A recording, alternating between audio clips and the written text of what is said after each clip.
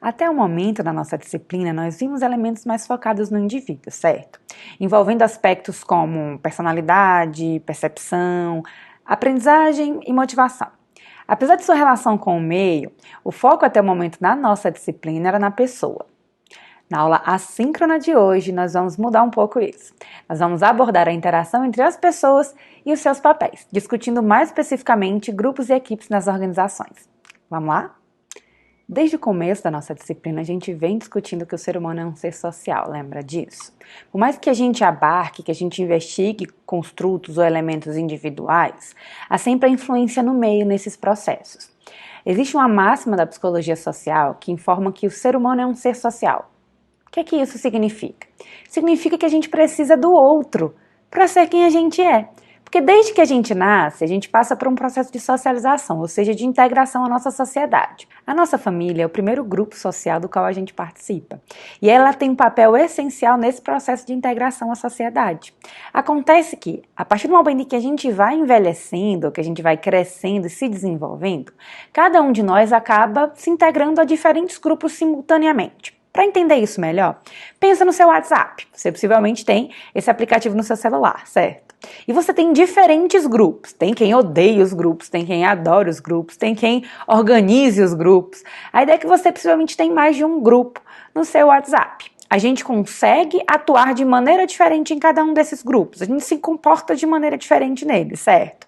Por que isso acontece? Porque cada grupo vai ter suas regras e a adequação ou inadequação do comportamento vai depender justamente das características desses grupos e vai diferenciá-los. Um exemplo bem simples.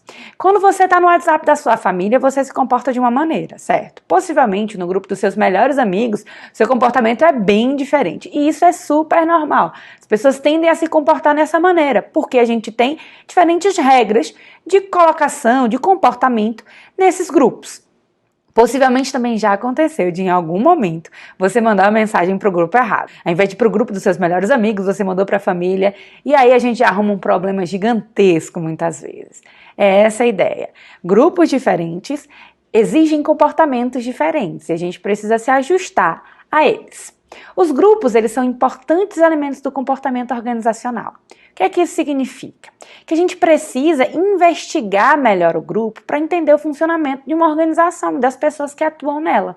A gente precisa, então, analisar as suas dinâmicas, ou seja, investigar as interações e as forças que vão ocorrer entre os membros que integram esses grupos. A partir do momento que eu consigo investigar as forças, ou que impelem, que dificultam o funcionamento do grupo, ou que estimulam o funcionamento dele, a gente consegue informações muito relevantes, tanto para as organizações quanto para as pessoas. Mas para entender cada vez mais esse processo, a gente precisa diferenciar grupos e equipes. Você já parou para pensar o que significa um grupo? Na verdade, existe uma infinidade de definições para abarcar esse termo. Não só isso, existe uma infinidade de pesquisas que buscam investigar os grupos. A gente pode colocar que grupo é o mesmo que equipe ou são coisas diferentes? Na verdade, a grande maioria dos pesquisadores entende grupos e equipes como coisas diferentes. A gente vai discutir um pouquinho dessa diferenciação conceitual entre eles, tá? Vamos primeiro entender o que é o grupo. Uma característica essencial quando a gente fala em grupo é que ele é formado por duas ou mais pessoas, ou seja, uma pessoa sozinha não forma um grupo. Além disso, é importante que elas apresentem um objetivo em comum, ou seja, que elas tenham uma meta compartilhada. Quando a gente fala em grupo, uma outra característica importante é que não há uma obrigatoriedade do que a gente chama de contrato psicológico. O que é isso? Que haja uma espécie de ligação entre as pessoas que fazem parte desse grupo. Isso não é obrigatório, mas pode ocorrer. As ações entre os membros do grupo, elas não necessariamente são interdependentes. A gente pode conseguir realizar um trabalho em grupo sem uma atividade de uma pessoa depender da atividade da outra. E também não há obrigatoriedade de compartilhamento de responsabilidades ou comprometimento com os resultados. Quando a gente fala em um grupo, se algo dá errado, isso não significa que todos vão ser responsabilizados. Uma pessoa pode ser responsabilizada unicamente por um problema num grupo, digamos assim. Ficou clara a noção de grupo para você? Então vamos entender um pouco da noção de equipe, para a gente conseguir diferenciar os dois. Quando a gente fala em equipe, a gente também fala da existência de 2 ou mais pessoas e também fala de um objetivo em comum. Elas precisam compartilhar uma meta, um objetivo específico. Que existe uma associação psicológica entre as pessoas, ou seja, existe o contrato psicológico, elas compartilham essa visão de pertencimento, digamos assim. Além disso, as ações são interdependentes e coordenadas. Quando eu faço parte de uma equipe, a minha atividade, a realização da minha atividade, o meu desempenho, depende do desempenho do colega ou vice-versa. Pensa num time de futebol. O time de futebol pode ser entendido como um grupo ou como uma equipe. Se o goleiro não fizer o trabalho dele, toda a equipe vai ter problema. E a responsabilidade vai para a equipe como um todo. Então, quando a gente fala em equipe, a gente fala nessa necessidade de ações interdependentes e coordenadas e também no compartilhamento de responsabilidade. Por mais que a culpa muitas vezes caia principalmente sobre uma pessoa, mas o time inteiro ele é culpabilizado quando a gente tem algum problema ou ele é vangloriado quando a gente tem uma vitória. E há necessidade de comprometimento entre todos os seus integrantes. Ficou clara a diferenciação entre grupos e equipes? Vamos trabalhar um pouquinho mais para tornar mais claro ainda, tá? Todas as equipes são grupos, mas nem todos os grupos podem ser entendidos como equipes. Isso ficou claro? Vamos explicar mais um pouquinho aqui. Pensa o seguinte, num grupo, as pessoas trabalham juntas, mas nada impede que elas realizem as suas atividades sozinhas. Ou seja, que elas possam ser avaliadas pelo desempenho individual, apesar de trabalharem em grupo. Isso não acontece numa equipe. É um grupo de pessoas que não pode realizar de maneira eficiente as suas atividades sem que os demais membros da equipe participem. Como a gente colocou, há um processo de interdependência e de coordenação nas atividades. A gente depende do colega para que a nossa atividade seja bem feita e vice-versa, como no time de futebol. Mas vamos pensar um pouquinho aqui. Professores, são grupos ou equipes? O que você acha? Você pode pensar, por exemplo, os professores interagem, eles trocam informações. Mas eu ainda não sei definir, professora, são grupos ou equipes?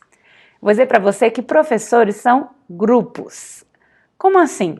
Pensa o seguinte, apesar deles trabalharem juntos, numa mesma instituição, no mesmo curso, eles realizam boa parte das suas tarefas de maneira sozinha, correto?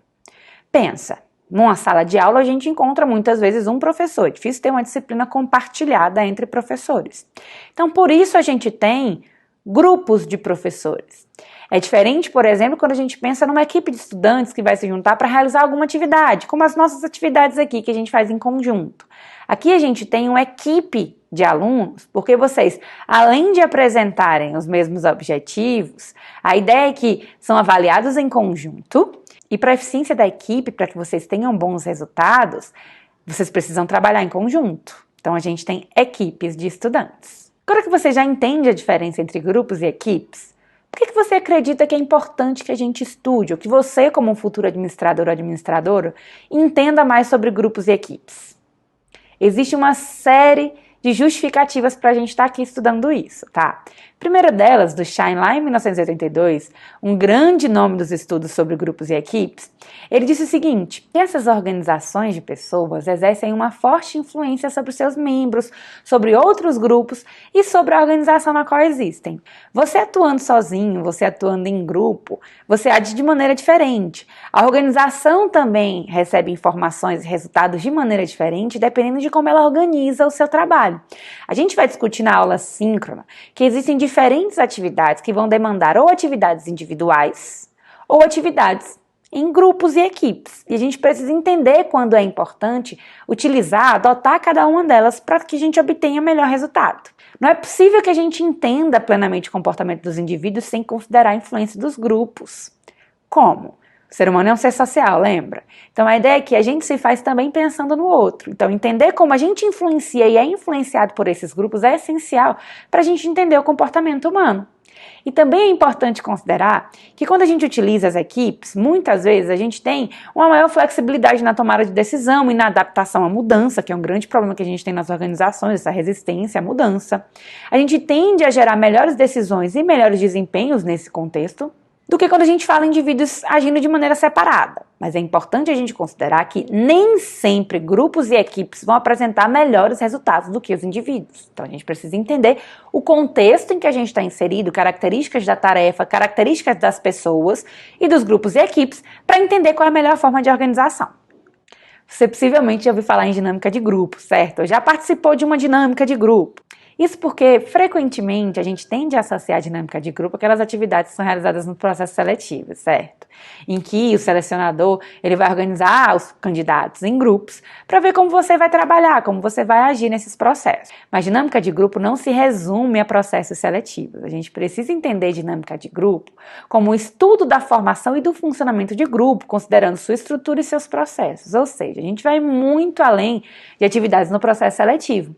A gente pode investigar a dinâmica de grupo nos seus grupos de WhatsApp, por exemplo. A gente também pode investigar a dinâmica de grupo na relação com seus amigos, com a sua família, porque a gente vai entender como esses grupos se formam e como eles se estruturam, como eles funcionam, os processos que estão envolvidos.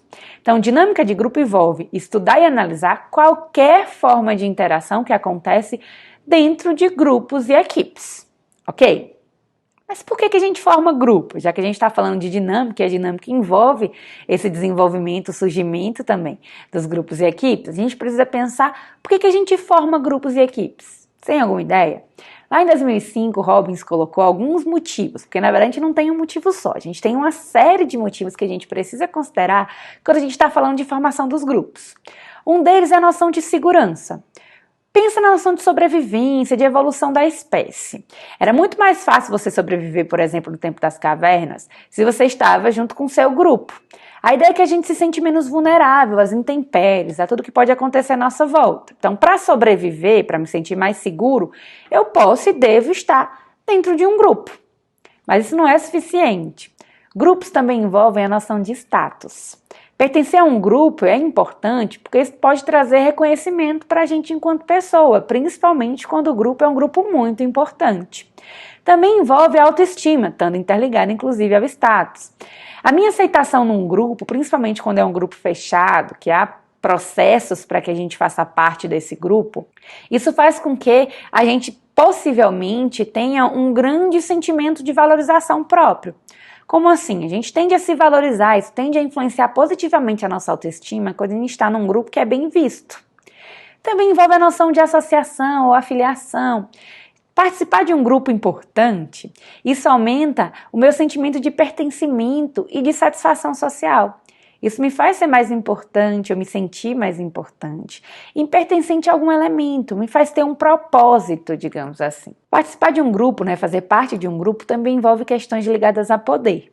Porque algumas coisas que sozinho a gente não conseguiria fazer, a gente consegue obter a partir dos grupos. Então isso pode ser mais facilmente obtido a partir desse arranjo, digamos assim. Então, participar de um grupo pode me dar um poder. E por último, também envolve a noção de alcance de metas, porque em muitas situações, para que a gente atinja algumas metas ou objetivos bem específicos, a gente talvez precise participar de um grupo que tenha características e conhecimentos distintos. É a noção de diversidade. Se fala muito em diversidade nas organizações, certo? A ideia é que uma gestão da diversidade bem feita, que resulta numa inclusão, que é a sensação de pertencimento a essa organização, de ser tratada de maneira justa numa organização, envolve essa noção da importância da gente trabalhar em grupo. Pessoas com características diferentes, quando bem geridas, podem ter resultados exponenciais, muito melhores do que grupos com características homogêneas ou indivíduos. Então a gente precisa entender que essas 6 características são muito importantes para a gente entender a formação dos grupos. Quando a gente estava explicando a noção de formação dos grupos, eu falei de grupos abertos, grupos fechados. Vocês sabem o que é isso? Existem diferentes formas de a gente classificar os grupos. Uma das mais conhecidas, também proposta por Schein lá em 82, diz que existem 2 tipos básicos de grupos. Grupos formais e grupos informais. O que seriam os grupos formais? São aqueles grupos que são fundados pela própria organização. A estrutura da organização leva à formação desses grupos. A ideia é que esses grupos formais eles podem ser tanto temporários quanto permanentes. Por exemplo, um setor, a gente pode formar um grupo com pessoas que fazem parte daquele setor para realizar atividades, ou juntar pessoas de diferentes setores. Mas quando a gente fala num grupo informal, a gente não tem essa mão da organização ditando que ele deve ser formado. Eles são formados de maneira espontânea, de maneira natural. Eles não são estruturados de maneira formal e nem seguem as diretrizes da organização. Então a gente pode pensar num grupo informal, o grupo do cafezinho, quando você forma amizade com algumas pessoas que fazem parte do seu setor ou de outros setores, que a empresa não ditou que vocês precisassem ser amigos ou né, terem momentos em conjunto, mas vocês identificaram que isso seria legal, que isso seria necessário. A gente também pode pensar, quando fala em tipos de grupo, no grupo aberto ou grupo fechado. Seja a noção de participação. Para participar de um grupo eu preciso me inscrever, eu preciso participar por um processo para entrar nele, para fazer parte. Diferente do grupo aberto, em que qualquer pessoa pode participar. Já quando a gente fala de equipe, a gente tem diferentes tipos de equipe. Robbins colocou pelo menos 4 tipos de equipes existentes numa organização. A primeira delas é uma equipe de solução ou resolução de problemas. Que tipo de equipe é essa? É equipe formada geralmente por 5 a 12 funcionários que são do mesmo departamento. Então, quando a gente fala de equipe de resolução de problemas, eles fazem parte do mesmo departamento e vão resolver problemas desse próprio departamento. Vão buscar tratar de temas específicos. Em geral, esse tipo de equipe é uma equipe mais efêmera, que tende a acabar de maneira mais rápida ou funcionam apenas para resolver esse problema. A ideia é que eles vão se reunir durante algumas horas por semana para discutir formas de melhorar elementos como qualidade, eficácia e o próprio ambiente de trabalho. Quando a gente fala em equipe de solução de problemas, como a gente tem nessa imagem aqui, a ideia é que eles vão se direcionar a resolver um problema, uma questão específica. A gente também tem as equipes de trabalho autogerenciadas, que são equipes ou grupos de pessoas que vão assumir muitas das responsabilidades dos antigos chefes. São aquelas equipes que não possuem líderes, não possuem gestores, pelo menos não formalmente. A ideia é que elas vão ter liberdade para definir as próprias regras internas de funcionamento do seu trabalho. E eles vão realizar trabalhos muito relacionados ou interdependentes. Olha a noção de equipe aqui. Então precisam ser muito responsáveis e comprometidos com o que está acontecendo. Também é muito importante que isso fique claro para os pertencentes a essa equipe, a importância desse autogerenciamento e a não necessidade de um líder, porque senão a gente vai ter conflitos nesse processo de pessoas tentando tomar a liderança, sendo que não necessariamente ela precisa ocorrer. Quando a gente fala em equipes autogerenciadas, observe nessa figura que, como é importante a gente identificar que todos os membros da equipe estão interligados. Observe que todos eles, em algum momento, possuem alguma linha de interligação, porque eles têm trabalhos extremamente interdependentes e interrelacionados. Então, a gente precisa trabalhar em conjunto ainda mais quando a gente fala em equipes autogerenciadas. O penúltimo tipo de equipe que a gente tem são as equipes multifuncionais. Equipes multifuncionais, elas são formadas por colaboradores do mesmo nível hierárquico, mas diferente da equipe de resolução de problemas, por exemplo, são pessoas de diferentes setores da empresa. A ideia aqui é que elas vão se juntar também para cumprir uma tarefa, trabalhar com algum projeto, mas o que a gente precisa considerar é que eles são de setores diferentes. Eles possuem características diferentes que vão ajudar a cumprir essa tarefa. Quando a gente fala numa equipe multifuncional, observe aqui como a gente tem no organograma, vocês já viram o organograma, certo? Então, num organograma aqui, de diferentes setores, mas no mesmo nível. Observem a questão horizontal. Todos esses quadradinhos amarelos, eles estão no mesmo nível, apesar de serem de diferentes setores de uma empresa. E eles vão se juntar, como numa equipe autogerenciada, que é a segunda parte da nossa figura, eles vão sair, uma pessoa de cada um desses setores vão sair e vão formar essas equipes multifuncionais. A ideia quando a gente fala em equipe multifuncional é que a diversidade interna é um ponto crucial para que ela funcione de maneira adequada. Porque a gente precisa trazer visões diferentes. Pessoas de um setor de contabilidade, pessoas de um setor de criatividade, possivelmente possuem características diferenciadas. E essa é a riqueza das equipes multifuncionais. Mas também é importante considerar que elas vão ter uma duração limitada, apenas enquanto esse projeto ou essa tarefa existir. O último tipo de equipe que a gente vai abordar na nossa aula síncrona de hoje são as equipes virtuais, cada vez mais presentes nas organizações. São as equipes cujos membros estão dispersos geograficamente, ou seja, eles não estão no mesmo lugar. E eles precisam do uso das tecnologias de informação e comunicação para conseguir atingir um objetivo comum. Por exemplo, eles podem utilizar diferentes ferramentas online para conseguir atuar de maneira adequada. Essa figura aqui mostra para a gente como funciona uma equipe virtual. Observem que a ligação entre os membros do grupo ocorre por meio da tecnologia, que é o que a gente acabou de colocar, as tecnologias de informação e comunicação. O último tema da nossa aula de hoje envolve o desenvolvimento de grupos e equipes. Tuckman, lá em 1965, ele analisou como as pessoas se comportam em grupos e equipes. E a partir dessa análise, dessa investigação, desenvolveu uma teoria para explicar para a gente como os grupos são formados, já que na dinâmica de grupo a gente precisa entender a formação deles, certo? O primeiro elemento, que ainda não é uma fase da formação de grupos, é o que ele chama de pré-fase 1. O que é que isso significa? É um momento pré-formação do grupo, onde as pessoas ainda não compõem ou não se entendem como um membro de um grupo. A primeira fase propriamente dita é o que foi chamado de fase de formação.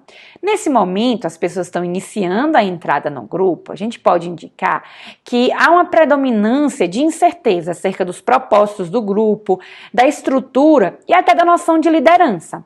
É um momento de se conhecer. Os membros do grupo precisam se entender enquanto pessoas. Entender quem é o coleguinha, identificar qual é o objetivo dele, qual é o objetivo do nosso grupo. Ainda não tem uma estrutura formada, então é um momento de conhecimento. A gente está entendendo o terreno, digamos assim, para saber como a gente vai agir.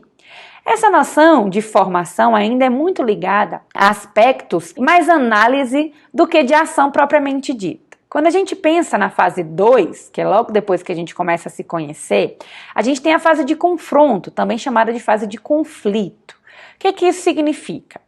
Apesar de haver uma aceitação do grupo, ou seja, de fazer parte de um grupo, ainda existe uma série de resistências dentro dos membros.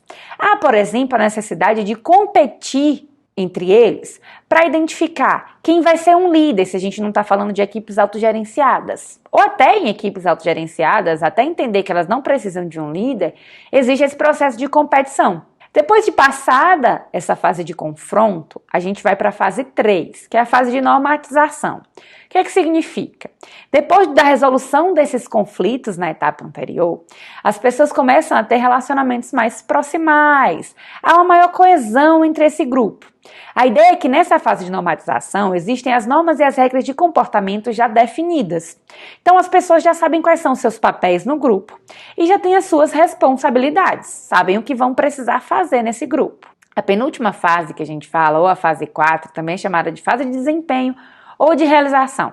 Se nas etapas anteriores a gente falava muito ainda da noção de menos ação e mais conhecimento, quando a gente fala nessa etapa aqui, a gente está falando de desempenho. A estrutura definida na etapa anterior do nosso grupo já se mostrou funcional e se mostrou aceita por seus membros. Então é hora de focar o quê? No desempenho. Todo mundo já sabe seu papel, sabe suas responsabilidades, sabe que o grupo vai funcionar, então vamos botar a mão na massa e resolver os nossos problemas. E por último, a gente tem a fase de dissolução ou a fase de intervalo. O nome depende do tipo de grupo ou equipe que a gente tem. Se for uma equipe mais efêmera, digamos assim, uma equipe que tem um prazo determinado para acabar, então é dissolução. Mas se for uma equipe mais permanente, a gente tem a noção de intervalo. Como assim?